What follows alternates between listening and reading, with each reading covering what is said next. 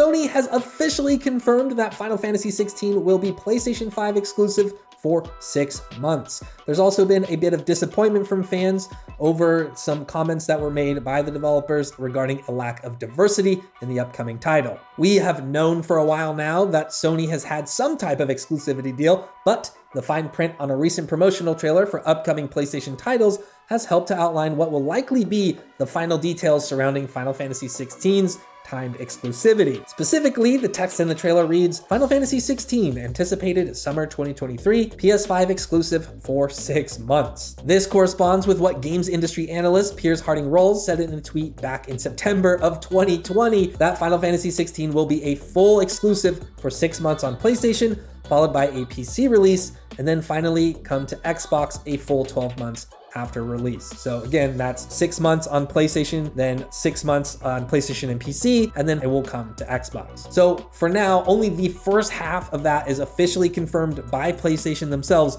but it seems pretty likely that that's how it's gonna be. As Eurogamer has pointed out, this lines up with other deals surrounding other timed exclusives, including Forspoken, also a Square Enix game, which will be exclusive to PlayStation 5 for 2 years, according to the fine print in the new promotional trailer. However, the difference here is Forspoken will launch simultaneously on PS5 and PC next year on January 24th. Final Fantasy XVI was recently in the news for another reason though. During an interview with IGN last week, Final Fantasy producer Naoki Yoshida addressed concerns surrounding a lack of diversity in the character roster. When asked if we could expect to see any black or non-white characters in the newest mainline Final Fantasy, Yoshida responded, "Our design concept from the earliest stages of development has always heavily featured medieval Europe, incorporating historical, cultural, political, and anthropological standards that were prevalent at the time." Yoshida added, "We felt that rather than create something on a global scale, it was necessary to limit the scope to a single landmass, one geographically and culturally isolated from the rest of the world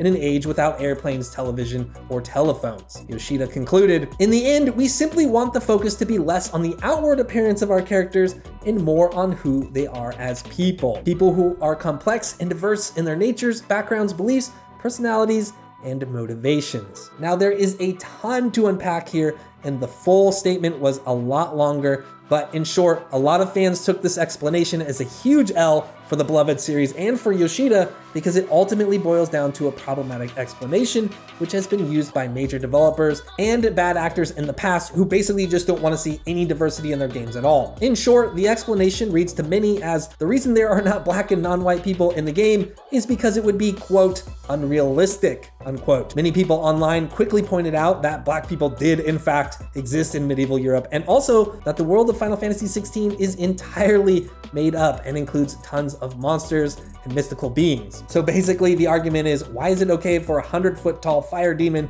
or a sexy ice lady to exist in a fantasy role-playing game, but not a human character with different color skin, especially when there's more precedent and documented history for the latter? At its heart, it seems like fans really took issue with the response because Square Enix's version of realism in Final Fantasy XVI is selective. It's understandable that a game developer would want to avoid openly inviting complex or pointed discussions about gender, sex, or race when trying to sell as many copies of a video game as possible, but saying they omitted those things in their game to make the story feel more realistic implies that those elements or even entire groups of people never existed at all. That in itself is a contradiction. You can't really claim your intentions are to make a historically accurate world while selectively scrubbing away the more complicated bits that you think will make people upset. Or maybe a better description here again is Square Enix's willingness to bend the laws of reality to allow mystical creatures, but not allow representation of real world people who want to see themselves in these games. All right, that's a good place to end it for today.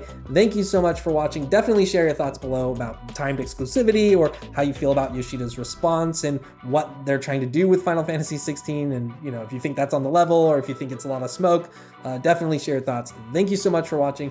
And for more video game news and updates, stay tuned right here to Inside Gaming.